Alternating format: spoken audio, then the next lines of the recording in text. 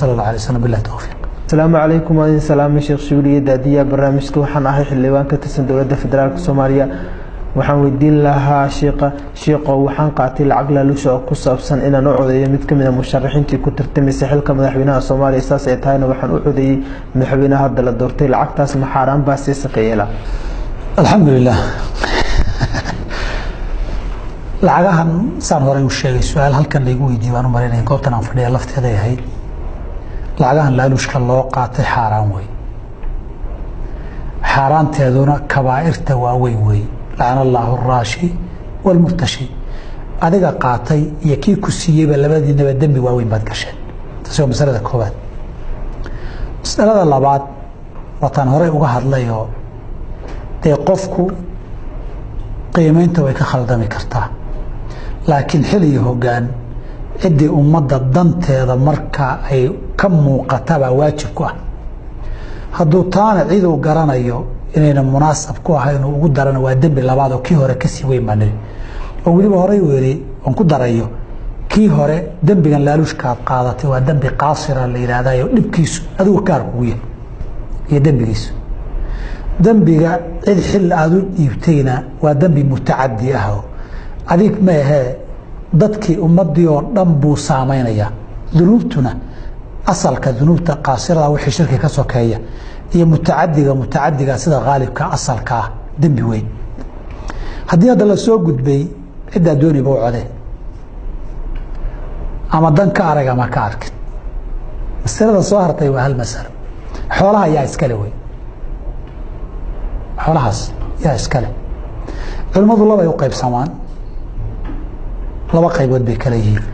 ama uu coday qofkii lacagta ku siiyay ama uu codaynin isku mid way hadaad u codayso iyo hadaadan u codaynin isku mid way xoolahaas yaa iskale oo la siinaya laba qowl bay culimadu leeyihiin qolo tiraada ninkii lahaaba iskale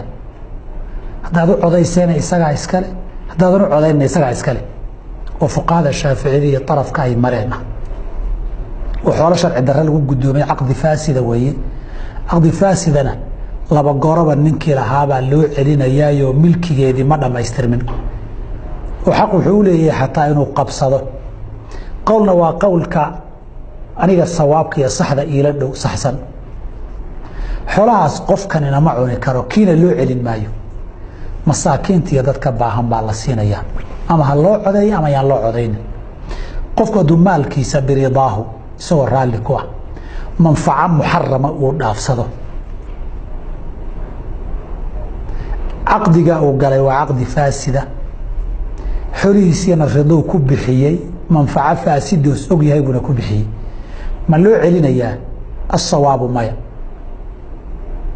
masaakiintii dadka baahan baa xoolaha la siinaya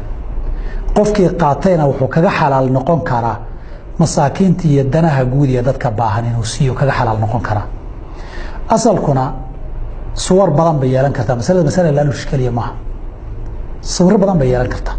nin baa faalalow iyo saaxir u tago xoolo siiyo saaxirkii uu toobad keen rabaa ma ninkii uu lacagtii u celin may danta guud baa lagu bixin nin baa zinaya dhilla lacag ku bixiyay ama ha helo ha u suura gashay ama ha u suura geli weyn naagtii lacagta qaadatay inay toobad keentay rabtaa ma ninkii way u celin maya fuqahada waa la celinaya waxay leeyihiin zinadii iyo lacagtii buu isku qaadanay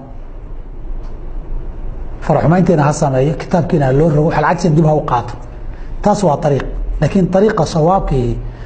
عمر رضي الله عنه وارضاه markii dadka xukaamtii walaada gobolada ay hay jireen ragii uu ku tuhmay inay lacag badan oo xaq darro soo galeen oo dadka ka qaateen xorahooda uu qaybiyay qaarna uu ka qaaday hantida guud buu ku celiyay dadkii lama raadin laba ururin lacagta ay ka qaateen lacagta qaar la rushbeeyay qaar si xaq darro oo kala yahay qaar hadiyad baa loogu keenay laarush dadbana haday cumaal quruur intii oo kale taway xoolaha sidaas oo kale laarushkani wuxuu kamid yahay haday cumaal quruur iyo kuwa la midka nabiga kaleey sallallahu markuu sadaqa ibn al-tayyib u diray ee intuu xoolo keenay tan waa sadaqaadkii tan aanay dadkii hadiyad soo siiyeen nabigu dadkii xoolaha loo celiyay ma dheen laakiin ninkani wuxuu ku canaantay xoolahan inuu xoolihii guud ka reebay wuxuu qof baan diraynaa markaasuu intuu xoolo soo ururiyo dhiitanna anaa laysoo siiyey alaa jalasa fii beyti abihi wa ummi ma gurigood u fadhi waaya cid wax siisaa arkee markaasuu hadaaya alcummaali quluulun dadka shaqaale ee xilalka hayaay hadiyadaha loo keenaye wax lagaga raadsanayaay xoolo khiyaana wey xoolahaasi hanti guud iyo dan guud bay galaan saa darteed waxaan rabaa xildhibaankan iyo kuwa kaleba inaan idhaahdo xoolihii laaluush loo qaatay waa xaaraan idinna ma cuni kartaan kii idin siiyeyna xaq uma laha inaad u celisaan cala asaxiixi wasawaabi madhabkii salafkii saxaabada iyo markaan ku noqonay daahirka nusuusta xaggee la geynayaa masaakiin iyo dan guud bay ka xalaal noqon karaan dembigiina cafiskaga noqon karaan wabilahi towfiiq